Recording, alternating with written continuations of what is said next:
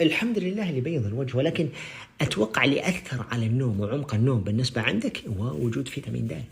وجود اللي هو فيتامين د، لأنه هو يحتوي على 4 مكونات أوميجا 3 ويوبيكوينول وفيتامين كي وفيتامين د.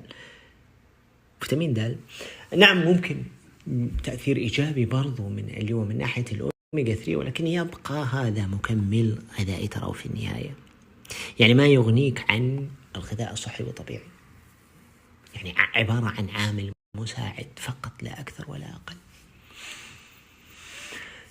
أدري بتوصلني أسئلة من وين من اللي هو متجر حلزونة. اكتب متجر حلزونة، أول واحد يطلع لك بجوجل اضغط عليه، نزل تحت بتحصل نفس اللي هو المكمل الغذائي أوميجا 3 مع يوبيكوينول مع فيتامين د مع فيتامين ك.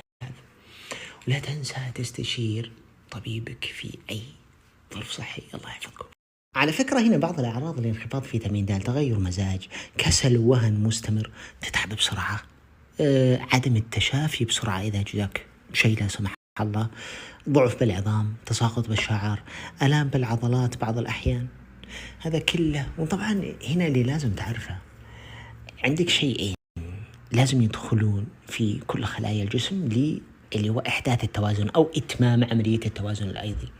عندك فيتامين د طبعا يدخل ما بعد تحويل الفيتامين دي 3 إلى هرمون د، والشيء الثاني اللي هو هرمون الثايروكسين المفرز من الغدة الدرقية.